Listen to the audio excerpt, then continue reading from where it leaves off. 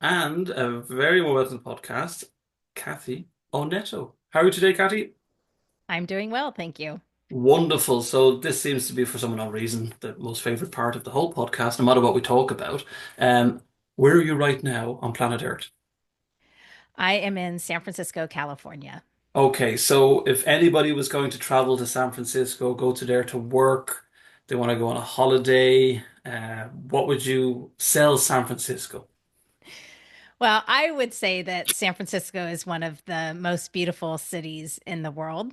It really offers so much in terms of things like iconic architecture, like the Golden Gate Bridge, the Transamerica Building, and others. But we have a few great museums, beautiful scenery. We have the Warriors basketball, if you're a basketball fan. We have the San Francisco Giants, if you're a baseball fan. But also, as just somebody who lives here, it's just beautiful in terms of the environment. And I will also just say we also have great parks, great libraries, and great food. Wow, you've really sold it. What type of food does San Francisco have? What would be unique in comparison to other places? Is it very kind of a mixed bag, so to speak? It really is. I mean, I think that you have certainly that farm to table because it's California. We have great produce here, and but it's really multicultural here. I mean, I live in a neighborhood. So, David, my husband did this one time. We went around our neighborhood and we counted how many restaurants are in like a 4 to 6 block span of our Okay. neighborhood.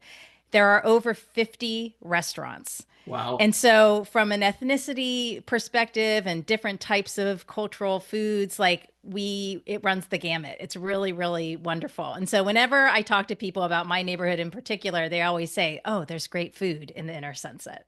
So what's your fave go-to food?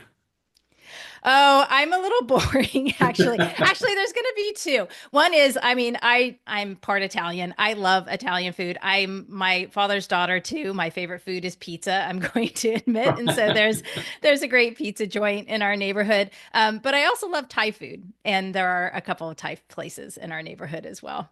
So in terms of to give anybody kind of the temperature at the moment in can I say San Fran, or is that a bit disrespectful? Oh, I don't think that's disrespectful. No. Okay, okay. So I'm going to it's going to sound very hip and cool. I mean, what's the temperature in San Fran at the moment, Catty? Well, it's early morning where right now. My guess is going to be because I actually haven't been outside. It's probably in the 50s. It's a pretty temperate environment, so it usually is between like 40 and 60 degrees most of the time during the year. But my guess is it's probably about 50 degrees out right now. Oh, right, okay. As I mentioned before we started recording, Dublin's kind of having a mini heat wave at the moment. We're sweating.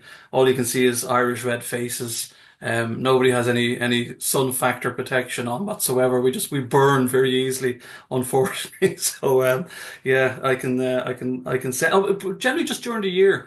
I mean, what is the climate like in San Francisco or San Fran? Sorry. Well, this is what some people may know this already about San Francisco, but if you don't, I say that I live in Fogville because during the summer months, it gets quite foggy in the city. And so the heat ends up, I'm not going to go into all the weather Okay. details. I probably don't even know them well enough.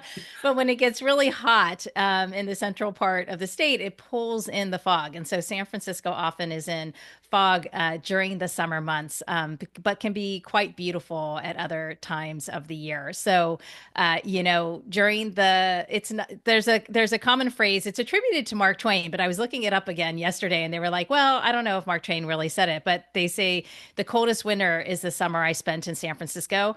And I share this because it's not uncommon to see tourists here and people still may read about this but they don't believe it, and they come with just shorts and t-shirts during the summer, and then you see all of them in San Francisco kind of sweatshirts and jackets Okay. because they're like, oops, I didn't come with something warm to wear during those summer months. It's not always like that.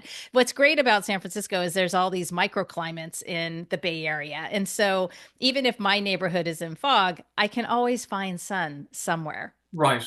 What's wonderful advice. Always sun from somewhere. Anybody needs to find any sun in San Fran, head over to the Catty. And my last question in relation to this. I mean, do you experience or have you experienced like earthquakes in the region, or does that kind of? Oh, it does happen. Okay. Oh, Is it quite sure. often? Is it quite normal? I mean, because obviously we on this side of the world are probably depending. It's just generally what you hear at the time in the media, whether it's like a 3.0 or a 4.0 or whatever. You don't really hear much about it. So what is it like living within that? And have you experienced this before? Have you? Oh, of course. I grew up in California, so grown up with earthquakes. Um, at this point, I'm not overly scared of them. I used to think always like, oh my gosh, is this the big one? But we've had some big ones, and we've had some big ones really within the last, well, certainly the last 25 years. But even within like the last 10 years, maybe. For example, up in Napa, where there was an earthquake and it really did quite a lot of damage. But we've also been quite good in this area about improving our infrastructure and how things are built so that we can withstand the earthquake. So I don't quite have quite as much fear. Also, my house withstood the 1906 earthquake here in San Francisco. So Oh, I think okay. the fact that the house already survived, I'm like, okay, I'm probably okay if the next earthquake comes. That's a good omen. Yeah, that's very good. No, it's fascinating because that's why I love talking to guests like yourself because it's what's probably normal for you may not be normal for many others, like and generates a bit of fear. So no, it's good that you're in a good house and it survived the 1906, which is a positive start to the podcast. Um, so can we just chat about your background and Mm. let's go all the way back just to give listeners an insight as well of kind of how you how you fared out in say high school, then you went to college or university, and then what happened after that. Because sometimes there's always this kind of belief if you don't do good in high school, you never get into college. If you don't do good in college, you'll never progress for the rest of your career. So start from the beginning. Don't leave anything out. Okay. Yeah. Well, I mean, I grew up in the Bay Area. I will say I was the youngest of five. And so being the youngest of five, for me, I was always trying to catch up with my siblings. And I think I also have a love of learning and growing, and maybe that's where it stemmed from. So I think I don't, it's funny. I think I just really wanted to learn more so, but I was going to say I was an achiever. I knew education was important. That was something, a value that was instilled in me through my parents. And so I was actually one of those kids that did try to do well in high school and participate and did all right. And, I did go off to school and had an ambition. For some reason, I got it in my head. Like, I really want to go across the country to school. I just really wanted to experience another part of the country. And so I went to school on the East Coast. I was shipped off on a plane by myself with 4 suitcases and arrived there and had to get myself settled. I didn't know anybody at the school. And, that was really a stretch for me. But I'm really glad that I did that and stretched myself in that way. Again, it was a growth opportunity and I learned a great deal. Um, and after I graduated from college, I went to New York City and had an opportunity to live there for 3 years. And again, growth experience. I kind of knew I might end up landing back in California, and I knew that I wanted to just have some additional experiences before I did that. So after that, I ended up going to business school. Before moving on to my work life. I certainly worked in between my undergrad and my graduate degree as well. You mentioned, I mean, do you think, Kathy, that it's changed over the years that the structure is kind of changing a little bit where you're expected to go to high school, you're expected to go to college or university, and then you have a career. Has industry kind of changed that mentality? Or can you just go in from the bottom, sweep the floors a little bit, and then work your way up the ladder without having these kind of educational systems that we've kind of followed throughout the years. Honestly, I really feel like industry, in some respects, isn't as progressive. I feel as I'd like it to be. I feel like, we kind of make progress on some of these fronts, and then I feel like we go backwards. And I don't know all industries and all companies.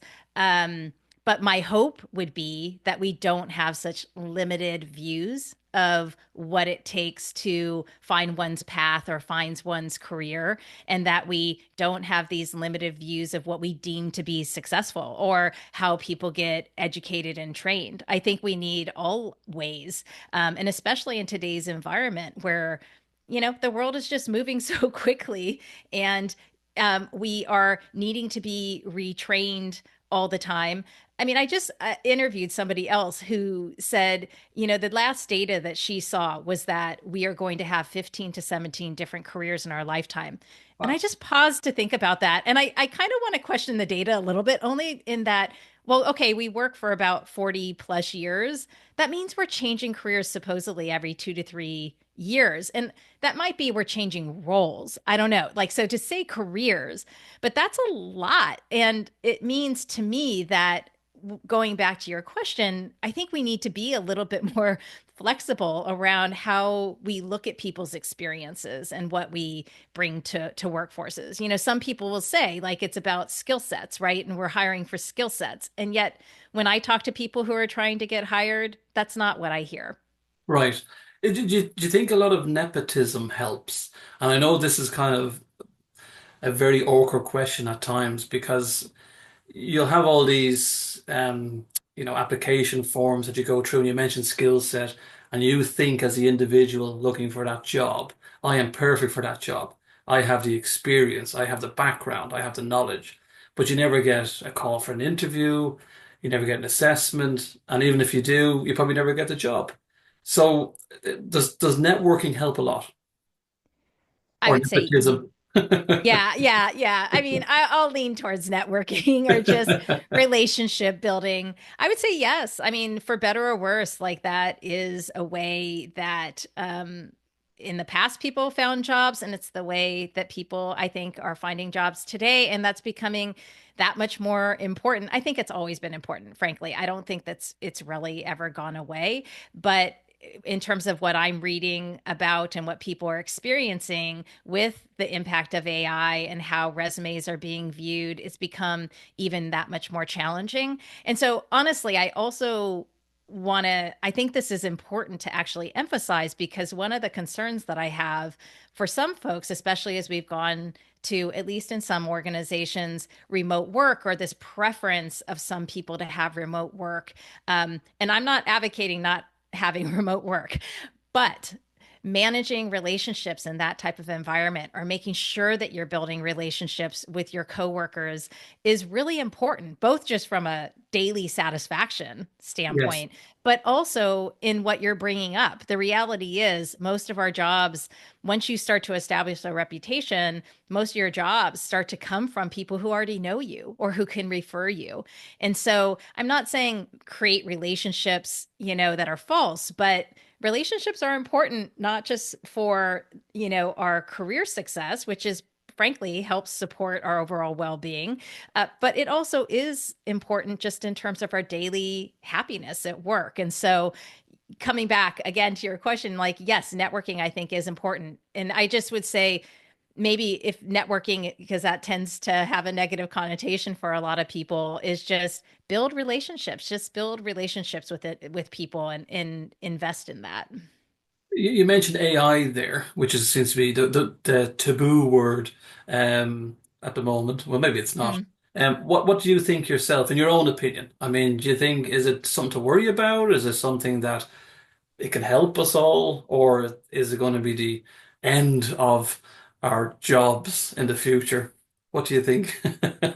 I will admit I need to get even more educated on AI. I mean, I'm not ignoring it at all. I mean, I use a large language model program almost every day. And so if I were individuals, I wouldn't be ignoring it, you know, and depending on your job, but I don't think we should be ignoring it. I think we should be getting familiar with it, understand how it can help you and support you in your roles. Um, you know, this is where I have to do a little bit more research on like, yes, there are some people who are like, it's gonna be the demise of all of us. Yes. But at this current point, I'm not quite there. I think there are good reasons that we humans are needed on many levels. And I personally am a fan of humans, No, that's meaning good. I champion like, you know, but I will say again, living in San Francisco, people may not know that we have some automated vehicles or Yeah. driverless cars. One Waymo is one. And I have to say, I'm a convert. So I used to be like, no, I want a human driving my car, but I will say I actually do like a Waymo. So what's that as a good plug? Waymo, we love you, Waymo. So what's it like? I mean, I was actually going to kind of add to that. I was driving a, let's say, a very, wouldn't say a basic, but we have a thing called, it's a Toyota Yaris over here. Very kind of medium type of car. Wouldn't be like your typical big American kind of car, like, it's a hybrid. But one thing I've noticed, the car probably sells for about 28,000 euro. But one thing that was really mad when you mentioned there in terms of the automatic cars is that, or driverless cars, is that as I was driving, it's called adaptive cruise control, where you press a button, you manage your speed, but as you approach a car in front of you, the brake automatically applies. And as the car then moves off, the car then accelerates again. It was just so odd because you're talking about like probably one of the lower model ranges and has this technology in it. So, I mean, what was your kind of apprehension at the start before you got into a Waymo, and then what has converted you afterwards? And the reason I'm asking these questions because I think this kind of leads on to where we're maybe going in the next 5 or 10 years, in our different careers and our skills set. So, what was your before and after, and why did you become converted? So why I think about human driving. So first off, I we have a car that's like that. It's also not this top end model either. And honestly, this our experience with it is one of the reasons, just one of the reasons I am like, well, I'd rather have a human driving a car, which is we have experienced when it has decelerated and sometimes suddenly too, and it's almost dangerous. It's Okay. like, okay, that wasn't quite an appropriate thing, or you know what? I can ascertain what's happening in this situation, seeing the whole freeway and knowing that I can move up and I can navigate around this particular car. You know, our technology, not so sophisticated, less sophisticated than a Waymo. Um, and so I think that I just believe, can a car or a driverless car kind of anticipate everything, right? That a human brain can anticipate or be thinking or all the context, right? Um, and so that was my thinking. Again, I'm not an AI expert, but you know, and I know AI is getting smarter all the time, but I just think there are ways that humans process and think that, you know, AI is not going to think in the same way. Why am I a convert? Partly because, you know, one of the things that they have in the car is a technology where they have a screen where they are showing all of the things that are on the street while you're driving. And Right. so part of it is this, that's a visual confirmation that this car is seeing everything around us. And so for me, it was just a clue that, okay, it is at least being aware of things that I might think a human might be better able to see, a child about to run into the street or something like that. I still have concerns at times. So I will tell you, I do not walk right in front of a car, a driverless car at Right. an intersection. I'd rather Okay. pause to wait. Right. You know, it depends what the situation is. So, you know, I think there's just some parts of the experience that they've made quite good to give you reassurance. It's just like a lovely experience inside the car. It's quiet, etc. And I will just say, as a woman, honestly, I don't really like getting inside strangers' cars.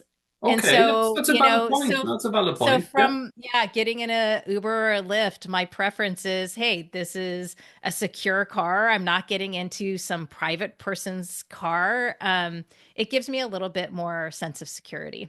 I tell you, and are they promoting that in San Francisco? Are they? Because it's kind of interesting you said that because there's a lot of that talk over in Ireland or in Europe specifically, where to protect women, ladies, Mm, going home at night or any time of the day, mm. that they feel comfortable. I mean, is that something that they're promoting in San Francisco or in the States in generally, or is that just your kind of thoughts?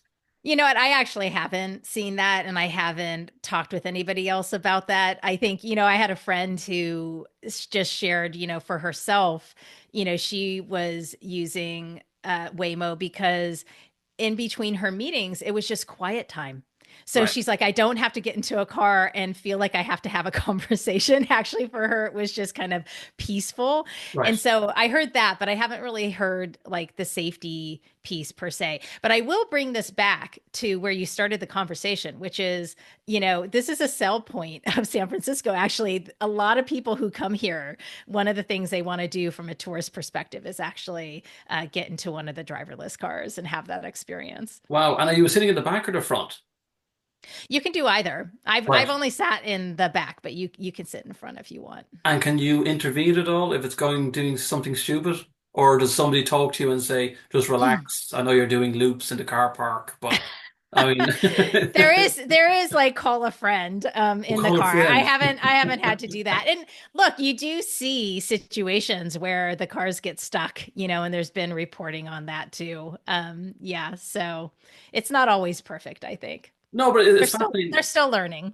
It is, but it's fascinating you're saying that because it can kind of just see where the technology is going and where it'll probably end up in years to come. I mean, there was even talk of single pilot aeroplanes.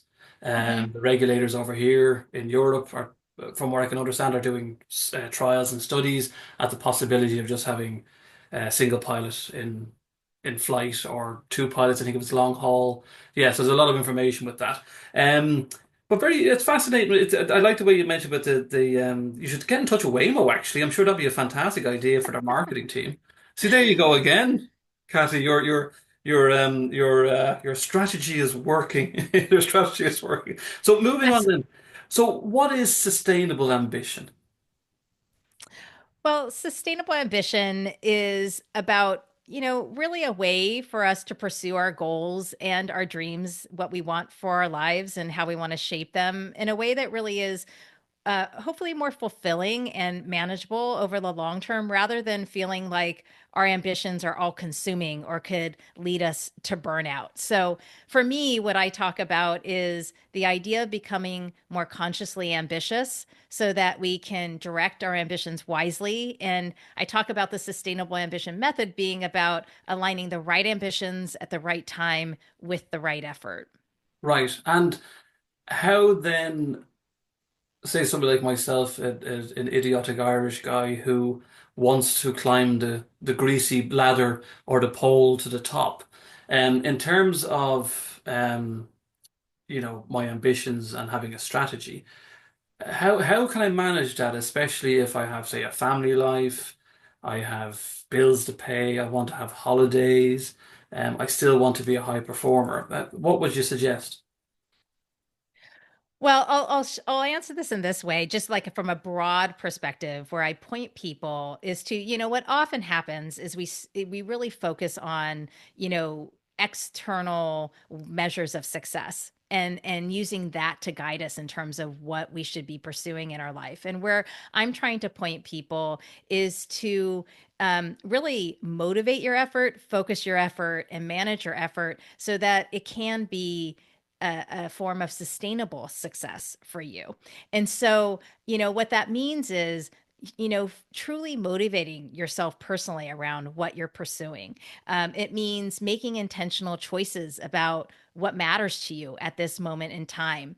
And then being really discerning about how you're managing your effort and your energy, making sure that you're not necessarily just driving on everything, but being discerning about where you want to put in your effort, as well as being really intentional about how you're sustaining yourself in all the pursuits of what you're trying to do across your life and work. Right. And is there a risk of like burnout?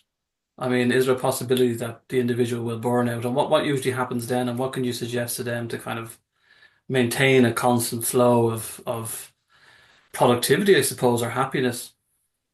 Yeah, I mean, the whole part of what I'm trying to help people with in terms of this approach is to help them avoid burnout. Right. Like once you get there, it's, I have a quote in the book by Yo-Yo Ma who says, if you possibly can, it's something to this effect, if you possibly can, avoid burnout because it's miserable.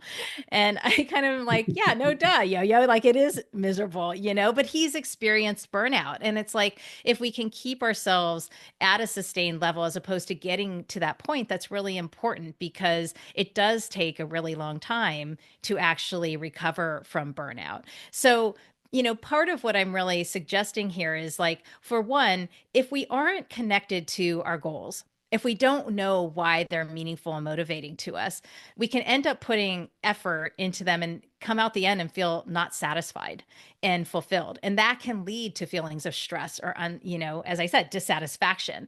And there is some research that suggests, when we can connect our goals to what we value, it can help reduce feelings of stress. And it can also help promote well being. And so, where I first start people, it's like, just are you clear on like why your goals matter to you and why they're important to you and get connected to them? Um, Certainly, you're talking about like in terms of making choices across life and work, there are a number of different strategies to do that. But what I advocate is, and I'm not saying any of this, David, is easy. Yeah. Okay. Yeah. So I'm going to come back to that. But I would just say, in terms of, right time, where I point people is really to think about the context of your life and what's important now and to get really clear on that. And then think about what is the role of work within that context for you. And so not to ignore that side of your life, because often around goals and ambitions, we think that ambition is just for work. And what I'm trying to advocate is like, no, let's be ambitious about your life too. And I think when I say life, it's like all activities within your life. And let's just be aware of and not put those, make those secondary. They really are important. And then on the effort side, as you're saying, we aren't machines. Humans, and actually even operating plants with machines actually do have downtime Yeah. where they Yeah. get repaired.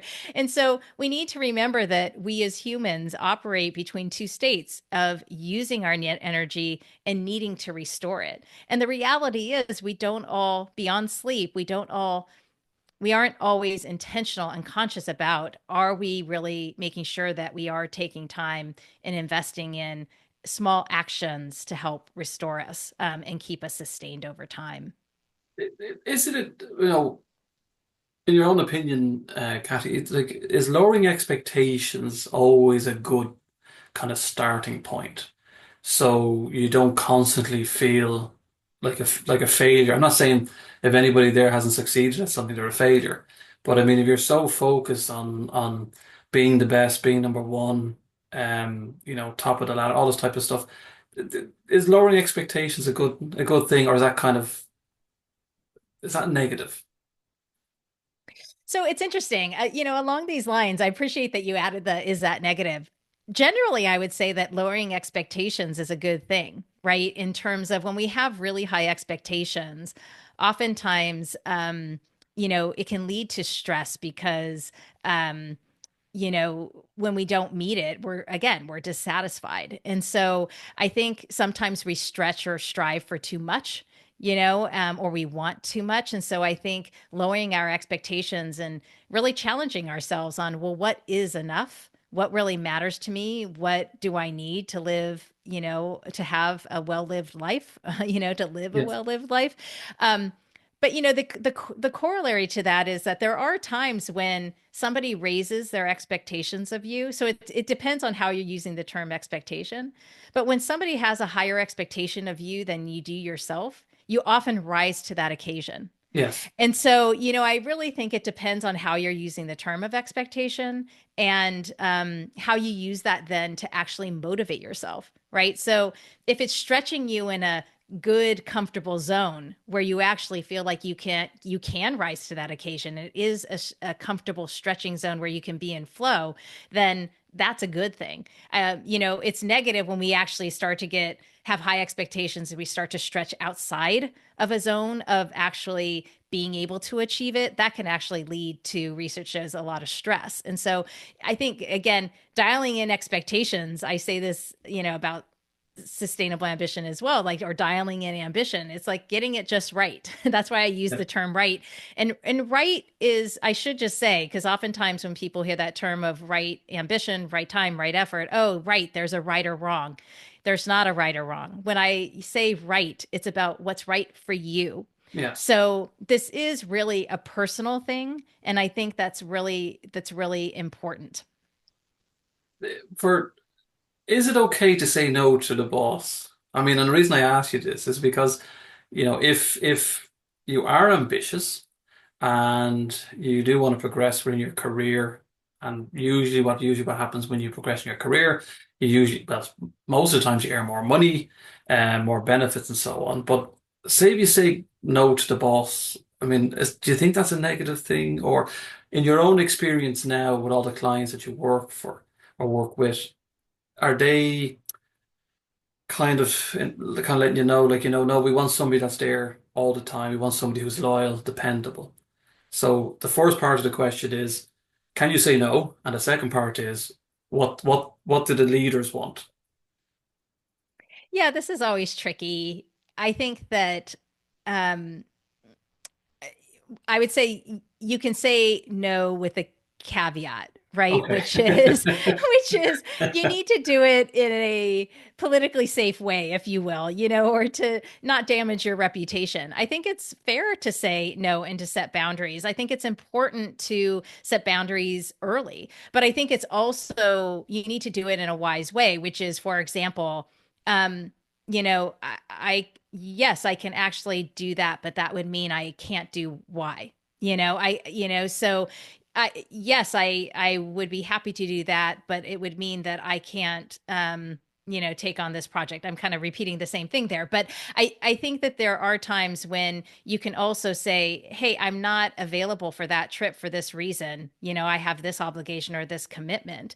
And sometimes we do really have to set those boundaries. I mean, I think that that's just, real. But I think you need to find a way to preserve your reputation when saying no. And what about the bosses then themselves? I mean, what is your insight? Or do they frown upon this type of stuff? If, even if I say something, oh, here's a Waymo voucher, I'm sorry, I can't stay on late tonight, or I can't. Well, here's what I would say. I think that I can't speak for all leaders, in all cultures and all environments.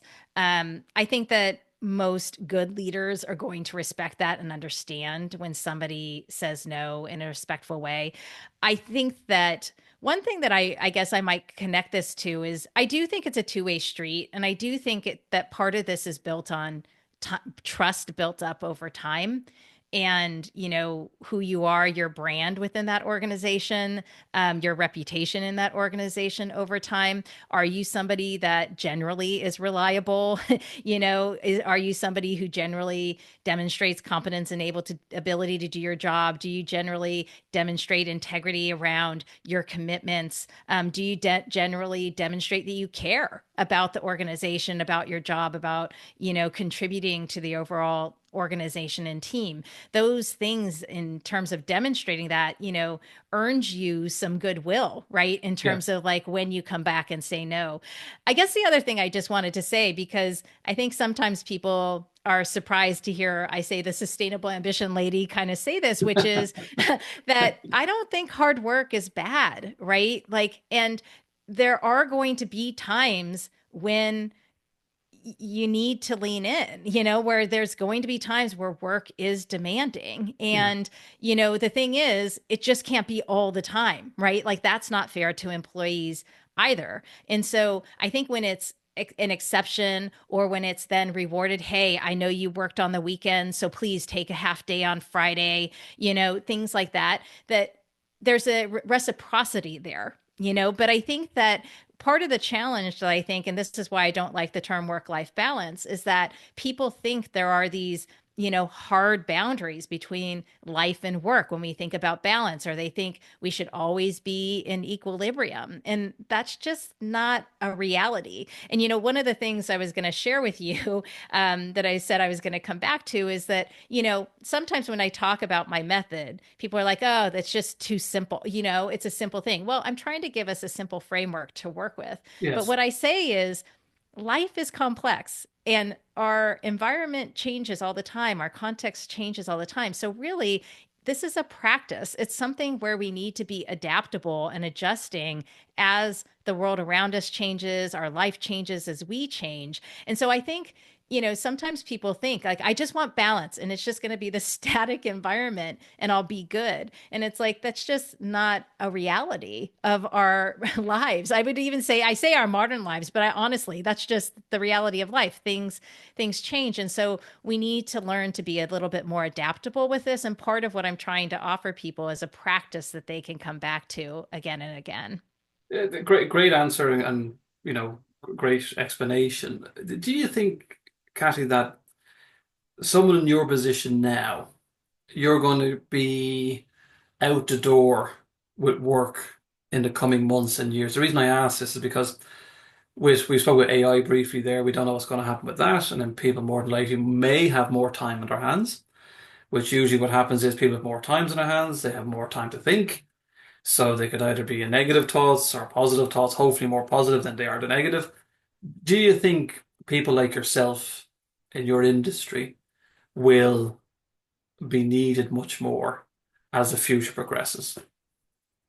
Do you mean me as like from an executive and life work coach, or do you A, think a just coach in me and a coach in general, somebody there to inspire, somebody there to motivate, somebody there to support, somebody there to help.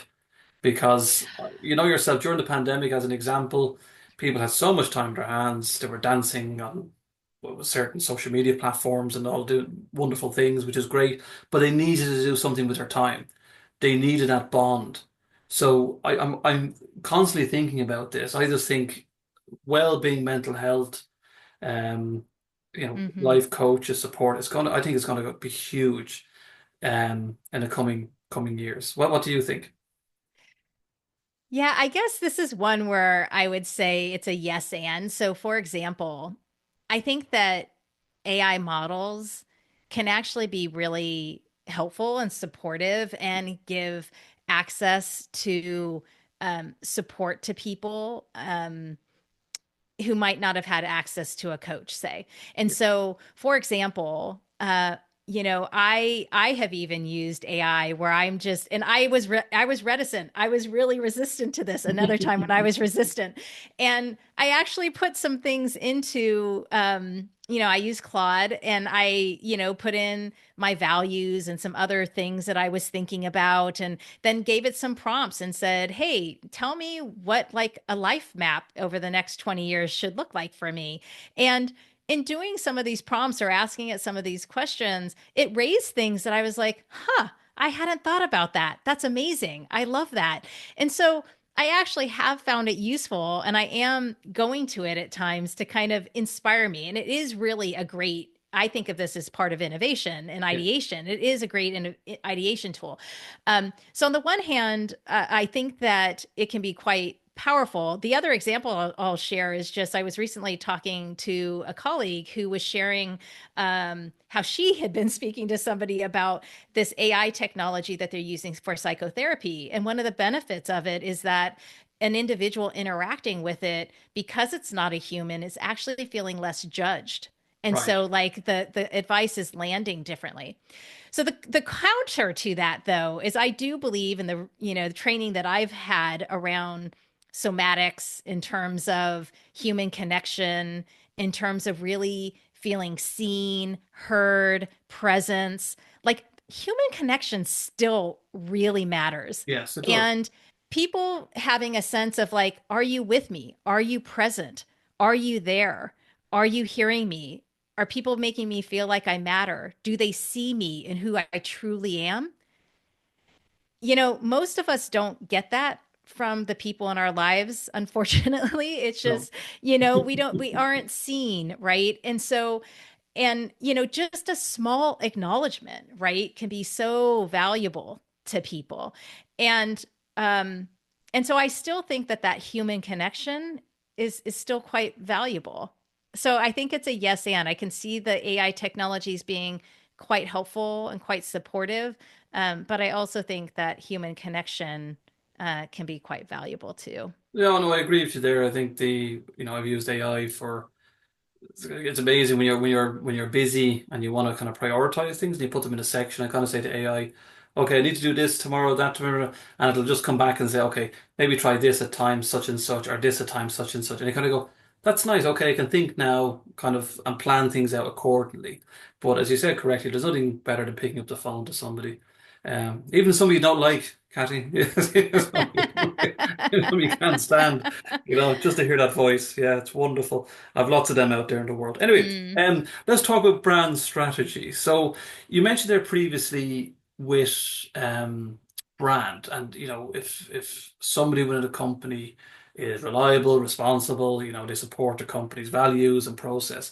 So how does an individual then kind of sell themselves as a brand? I mean, are we talking about putting a wonderful photograph on LinkedIn and their Facebook page? And, you see these photographs, and from my point of view, in my opinion, I think some of them are cringeworthy. And this is no disrespect to anybody out there that does it. You make your own decision. Everybody has different backgrounds, values, cultures, and I totally get that. But what do you think? I'm going to throw the whole question back to you. It's interesting. So my background is in brand strategy, and I do this kind of work. And honestly, I use the term personal brand or leadership brand, honestly, partly because of my brand. And yet, I don't I use that term just because it's a term that's used. I don't know. People have really strong opinions about, like, should humans be brands, and I can understand that context. What I would say is that your brand is really just your reputation, or how you're known and how you're thought of. And so I do think that personally, I don't love social media, and I don't think it's healthy that we feel we have to craft this personal brand all the time and have it be so central and such a focus. And so I guess I would say, this is kind of a theme of our conversation today, which is, it all needs to be, there's a duality in most of these things. It's not either or, it's a yes and it's kind of finding the middle way.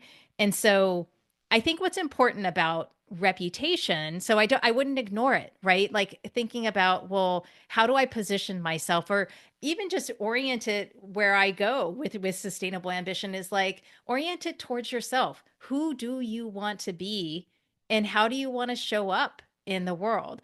And a couple of the places that I like to point people, one of the references I don't like to make, and the other reference I love to make, which is the one reference is, Jeff Bezos for Amazon.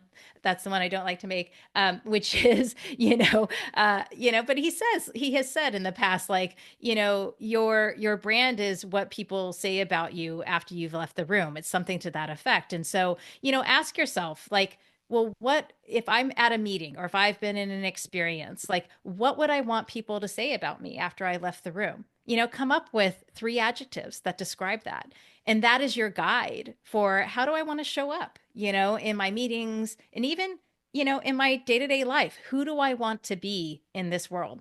And the other place I would point people is toward what Maya Angelou said, which is, people will forget what you said, people will forget what you did, but people will never forget how you made them feel. So that's where I would also point you, is to really think about, how do you want to make people feel? How do you want to leave people feeling? Again, in those experiences, um, how do you want to behave? How do you want to show up such that you're making people feel a certain way? And so that's where I would point people in terms of starting to think about shaping who they want to be and how they want to show up, and thinking about brand. And in relation to this, and this is no criticism again, anybody out there wants to cancel me, but in relation to when you see the posts on certain social media platforms, I am delighted, I am honored, I am over the moon that I have gotten position X or position Y. I mean, is that natural or is this what companies now expect? Because it seems to be quite the norm. When you look at a lot of these posts and you say, I'm thrilled to announce that I'm now in position in such and such a company. Are individuals, do you think, in your own opinion, kind of afraid to be themselves a little bit because they're under kind of the company umbrella? And do companies specifically expect a standardization with, I am delighted, I am thrilled, I am happy? Does that not Hmm. stand out? The reason I ask is because you want to have somebody that's unique and you want to have somebody that's not so robotic because we're talking about AI here and Hmm. we don't want anything too robotic. What do you think yourself? I mean, how would you introduce something?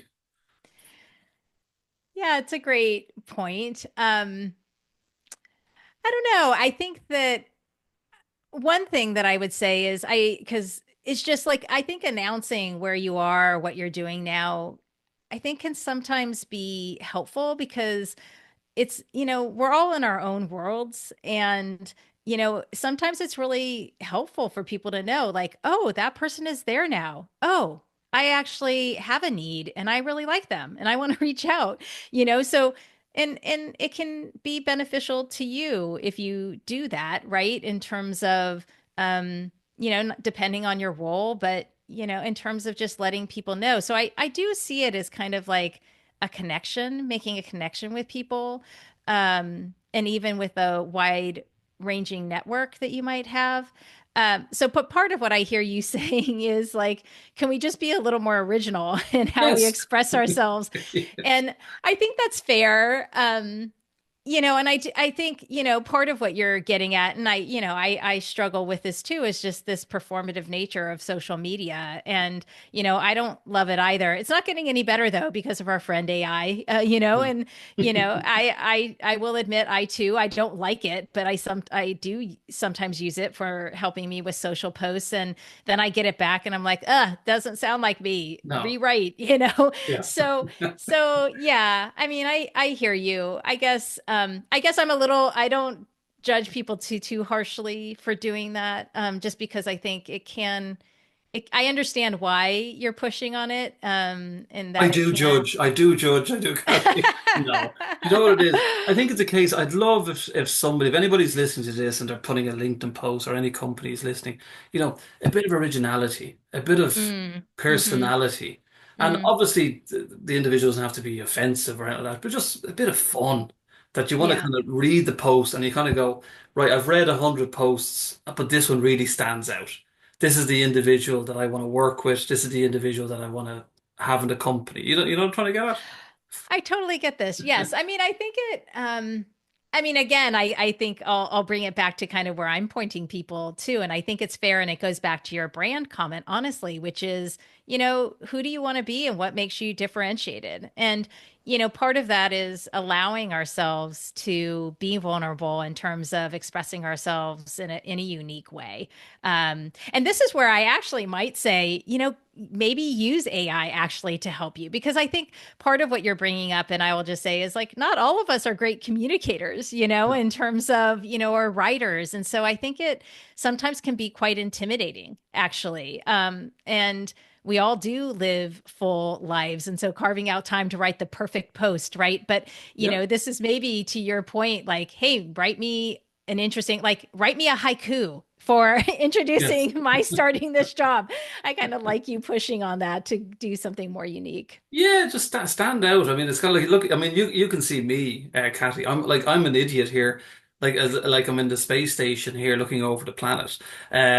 So generally for myself, it's not say it stands out, but it's kind of like just be that individual and be yourself. Excuse me. That's what I like to see, and that's something that I want to work with and kind of hang out with. Let's move on to the business side of things now. Let's talk about your book. And so give an overview of the book and mainly where can people purchase it? We need to get the Yes. money in. Well, the book is Sustainable Ambition: How to Prioritize What Matters to Thrive in Life and Work. And the book is on pre order now. It comes out on June 10th, and it can be purchased at any bookseller, but people can also learn more on my website at sustainableambition.com/books. And the book is really for people who are ambitious but not at all costs, and are looking for ways to pursue all of what they want in life and work and do so in a more sustainable way. And what about the podcast? Obviously, your podcast is so much better than this one. So sell it there as well. So what is the podcast involved? Well, yeah. So I have the Sustainable Ambition podcast, and there I really explore the same topic, but really also exploring like what are new ways for us to live and work for more personal success, satisfaction, and sustainability. So I speak with experts, authors, and friends, I like to say, about this topic, and exploring really challenging the norms of how we typically define success and ambition. Is there friends, Kathy, in business? You said friends just there. Is there friends? Come on, just tell me. For me, absolutely. I've made some of my best friends in life at work, you know? So personally, I do think there are friends in business. Right, so the term "there's no friends in business." It's all about money. Okay, it's all totally Uh, this. In terms of services, so if somebody or an individual or an organization was to get in touch with you, how would they contact you, and how does the process work, especially with the coaching? Yes. Well, people can find more at my website, sustainableambition.com, or they can find me on LinkedIn, and they can connect with me either for coaching there. We can explore whether or not a partnership would make sense. I also do group coaching programs periodically. And I also, for organizations, can do speaking and workshops.